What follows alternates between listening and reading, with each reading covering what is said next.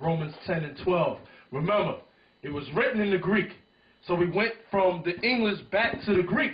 And the word that appears in the Greek is Hellen, or Helen, which means Jews who made Greek their tongue, okay, and adopted Greek practices and customs, all right? Now, understand, when you go back from the Greek to the Hebrew, all right, because remember, the Bible is translated from out of the original tongues. First the Hebrew and the Greek, and then into the Greek and Latin, and then into the English. Now, we're going to go backwards. We're going to go back from the English into the Greek into the Hebrew. Now, the word that appears in the Greek is, in the Hebrew is Yawanya, Yawan. And Yawan was one of the sons of Japhet. Okay, just going back to that point about the original inhabitants of Greece, which were the Japhetic seed, which were dark-skinned people, black people. Okay, all right. So basically, when you go into the point is when you go into the Greek, it gives you the term Helen. And Helen or Hellen is referring to who? The Greeks. But it goes deeper. The Greeks were talking about the Jews who made Greek their tongue and adopted Greek customs and practices. Understand? All right? So that's just a footnote. The word in the Hebrew is Yawan, Yawanya, which means Greeks. Or talking about the landmass that the Greeks dwelt, which is the land of, which is called Greece today. But in the ancient table of nations, Genesis 10 is known as Yawan, or the land of Yawan, okay, which was one of the sons of Japhet, black people, okay? Right. Now, give me 1 Corinthians, you read that already, right? Now, what was you getting? No, I didn't have any scriptures right. holding. Nope. Give me Ephesians 2, verse 8 to 22.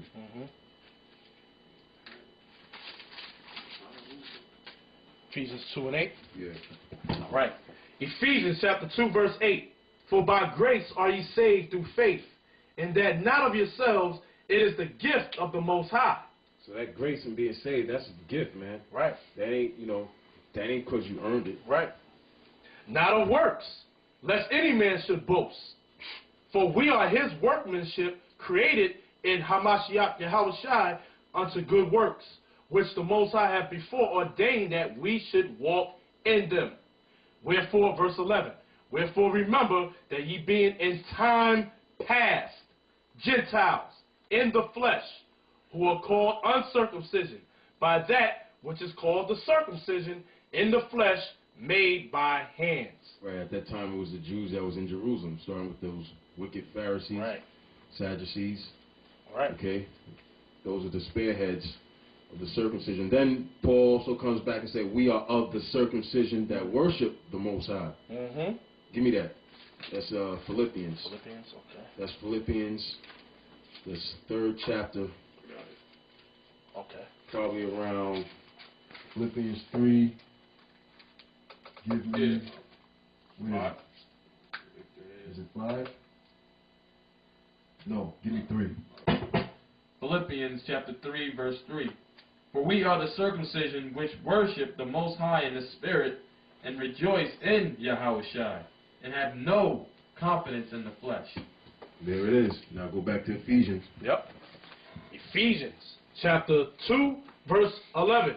Wherefore remember that ye being in time past Gentiles in the flesh, who are called uncircumcision by that which is called the circumcision. Right. The Israelite foreigners was called uncircumcision. Right. And they was uncircumcised physically and spiritually. That's too. right. And even if they was circumcised physically, they were spiritually uncircumcised. Right. That's right. In the flesh, made by hands. Right. Say in the flesh, made by hands. That at that time you were without Christ, being aliens. Being aliens. And just to point that out, alien meaning stranger, foreigner. Being aliens from the commonwealth of Israel, and strangers from the covenants of promise, having no hope, and without the Most High in the world. But now, in Hamashiach Yahushua, you were sometimes, ye who were sometimes were far off, are made nigh by the blood of Hamashiach Yahushua.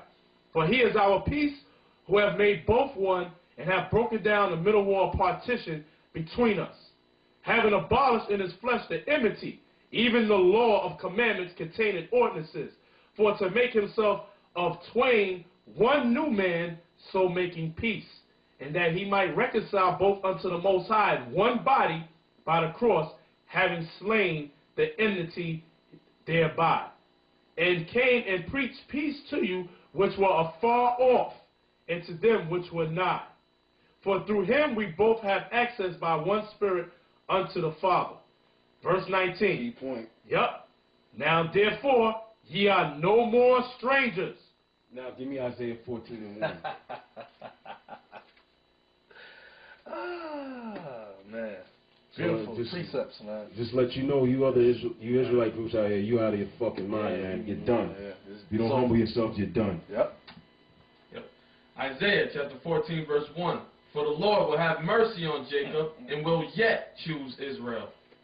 Even though we broke the Lord is still going to, he still has us as his chosen people, man. That ain't changed. Right. Mercy translates to salvation. And set them in their own land, and the strangers shall be joined with them, and they shall cleave to the house of Jacob.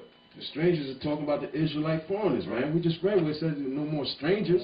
That's what it's talking about. How were they gathered? We read it in the book of Baruch, the 5th chapter. They was gathered together by the word. Come on. Hosea 1:11. Then shall the children of Judah and the children of Israel be gathered together, and appoint themselves one head, and they shall come up out of the land, for great shall be the day of Jezreel. Right. That's plain, man. We're going to be gathered together. That's the work that's done. That's the work that will be worked in your days, man. Cleaving to the house of Jacob. They're going to cleave unto the Lord, man. That's right. What's so hard to get about that? Come on, read on. Yep. Isaiah 14:2.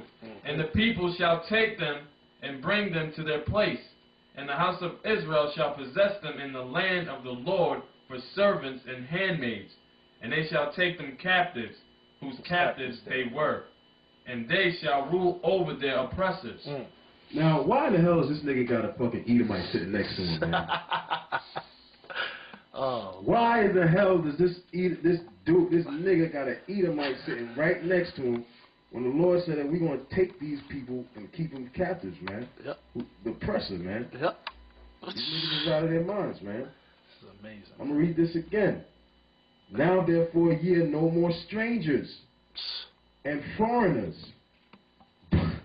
but fellow citizens with the saints and of the household of Yahweh Bahashim Yahushai, and are built upon the foundation of the apostles and prophets, Yahushai himself being the chief cornerstone, in whom all the building fitly framed together grow up unto an holy temple in the Lord, in whom ye also are built together for an habitation of the Most High through the Spirit. You ready for that in 1 Peter 2? Yeah. Yeah. 1 Peter chapter 2, 8. And a stone of stumbling and a rock of offense, even to them which stumble at the word, being disobedient. That's why they stumbled and they fell. That goes right back to Romans, the 11th chapter. Had they stumbled, that they should fall, man. Being disobedient, whereunto also they were appointed. Verse 9. But ye are a chosen generation, a royal priesthood, and holy nation, a peculiar people, that ye should shew forth the praises of him who hath called you out of darkness into his marvelous light. Verse 10. Which in time past were not of people, but are now the people of the Most High, which had not obtained mercy, but now have obtained mercy. That was it. That was the point. I mean, that's you know, self-explanatory, What man. breakdown you need for that? They don't need no more breakdowns, man.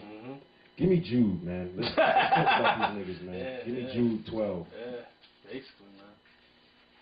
Jude 12. Hold on, let me read this. It's 1 Peter chapter 1, verse 1.